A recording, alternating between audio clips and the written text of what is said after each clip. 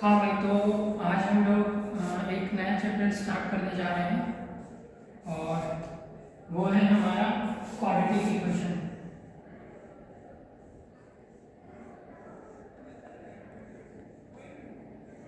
Quadratic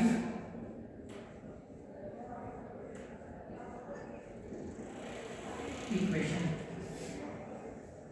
तो quadratic equation आप लोगों ने क्लास 10th में भी पढ़ा होगा, तो कहीं ना कहीं आपको इसका आइडिया होगा, एक बेसिक आइडिया आपको होगा। जैसे आपको सम ऑफ फ्रूट्स निकालना आता होगा और आप लोग कैसे उसका प्रोडक्ट ऑफ फ्रूट्स बता सकते हैं, कैसे रूट्स फाइंड आउट कर सकते हैं। So these are the basic thing that you already know. तो डिफिनेशन के बारे में अगर हम लोग बात करें क्वाड्रेटिक इक्वेशन का, तो हम लोग बोल सकते हैं कि कोई भी इक्वेशन अगर हमें x square plus b x plus c equal to 0 इस फॉर्म में अगर हमको कोई इक्वेशन दिखे तो हम लोग उसको क्या बोलेंगे, क्वाड्रेटिक इक्वेशन। यहाँ पे एक और चीज़ नोट करने वाली है, where a does not equal to 0, है ना भाई। तो अगर यहाँ पे एक चीज़ मैंने ये नोट करने वाली पॉइंट है कि ए हमारा 0 नहीं हो सकता। ए अब 0 क्यों नहीं हो सकता? तो यहाँ पे अगर हम लोग देखें तो कोफिशिएंट ऑफ एक्स स्क्वायर जो है हमारा वो ए है, और अगर ए 0 हो गया तो ये वाली जो डिग्री 2 है वो हमारी क्या हो जाएगी, 0 हो जाएगी। तो ये हमारा क्वाड्रेटिक इक्वेशन नहीं रहेगा, ये क्या हो जाएगा, लीनियर बन जाएगा। Are you all getting what I am saying? ए हमारा 0 क्यों नहीं हो सकता? क्योंकि ए 0 होने से हमारा ये क्वाड्रेटिक इक्वेशन नहीं रहेगा और ये क्या बन जाएगा, लीनियर इक्वेशन बन जाएगा। तो दूसरा चीज पे अगर हम लोग बात करें, जो भी आप लोगों को पहले से पता है कि सम ऑफ रूट और प्रोडक्ट ऑफ रूट। अगर मेरे पास कोई quadratic equation x square plus b x plus c equal to 0 है, तो इसके दो रूट्स होंगे, एक होगा अल्फा और एक होगा हमारा बीटा। तो सम और प्रोडक्ट के बारे में अगर हम लोग बात करें तो वो होगा हमारा alpha plus beta is equal to minus b by and alpha beta is equal to C by. These are the thing that you already know. आप लोगों ने क्लास 10th में ये सारी चीजें पढ़ी हैं, ठीक है। तो ये चीज आप लोगों को याद होगी। बात आती है कि ये आता कैसे है, तो उसका मैं बता दूं। अगर मेरे पास कोई quadratic equation x square plus b x plus c equal to 0 है, तो हम इसे लिख सकते हैं a इंटू, और उसका जो रूट है हमारा अल्फा और बीटा है, so this can be written as a into x minus alpha into x minus beta. ये बात समझ में आ रही है? अब अगर हम लोग मल्टीप्लाई करें तो ये आएगा हमारा a into x square minus x into alpha plus beta plus alpha beta. बात समझ में आ रही है? ये आ रहा है, ठीक है।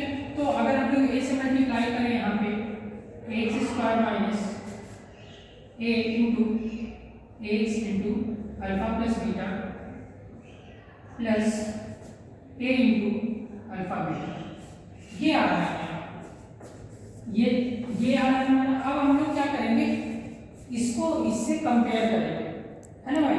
हम लोग क्या करेंगे, इसको इससे कंपेयर करेंगे। कंपेयर करने के बाद यहाँ पे क्या आ रहा है हमारा, अगर हम लोग ये वाली टर्म देखें तो ये आ रहा है हमारा alpha plus beta is equal to, यहाँ पे अगर हम लोग करें तो ये बी अपॉन माइनस ए आ रहा है, which is equal to minus b by, है ना भाई। और अगर हम लोग प्रोडक्ट के बारे में बात करें तो सी जो आ रहा है वो हमारा alpha into beta that is c by a आ रहा है। तो यहाँ से ये सारी चीजें आप लोग निकाल सकते हैं। अगर आपको लिखना चाहते हैं तो आप लोग लिख सकते हैं, और इसके बाद मैं कुछ क्वेश्चन कराऊंगा, तो आप लोग नोट डाउन करना चाहें तो कर सकते हैं।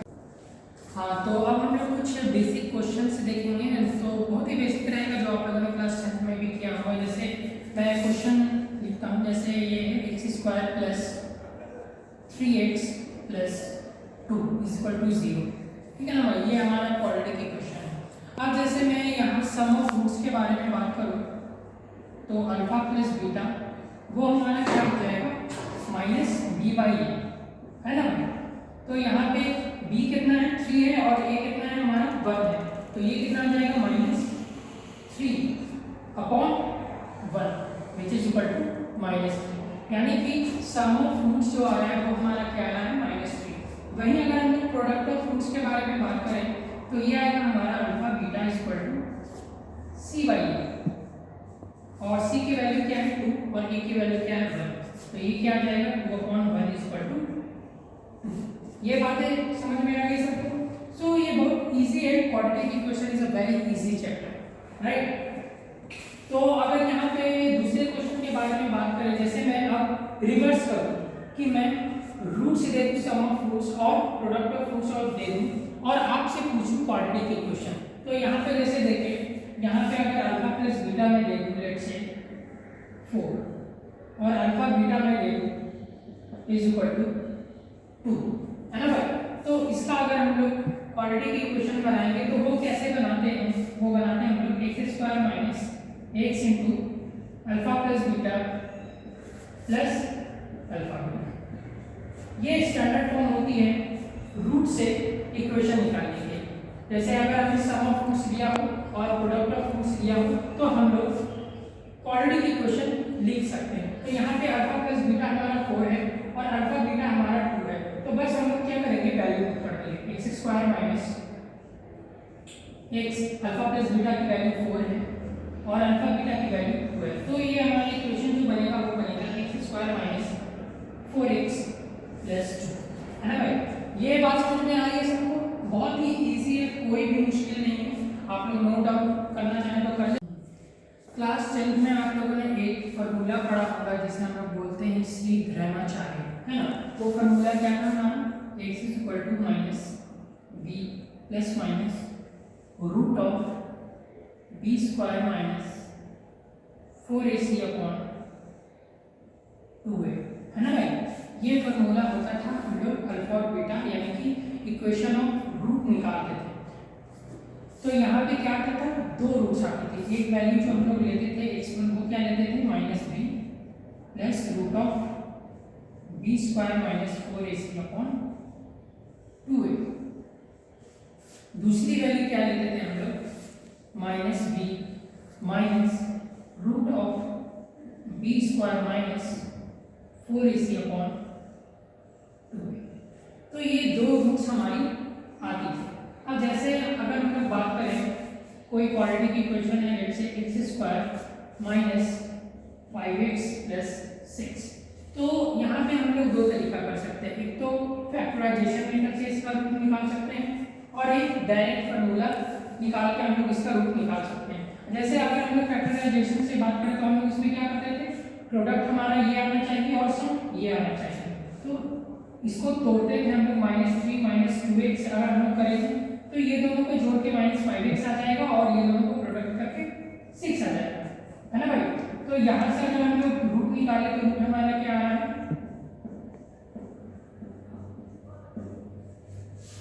सो x - 3 into x - 2, तो x is equal to 3 and x is equal to, ये दो रूट हमारा निकल कर आ गया। ये कौन सा मेथड था, प्राइम फैक्टराइजेशन, है ना। और अगर हम लोग ये वाला फार्मूला लगा, यहाँ पे -b की जो वैल्यू है वो है -5, तो अगर हम लोग ये लगाएं -b plus minus root of b square minus 4ac upon 2,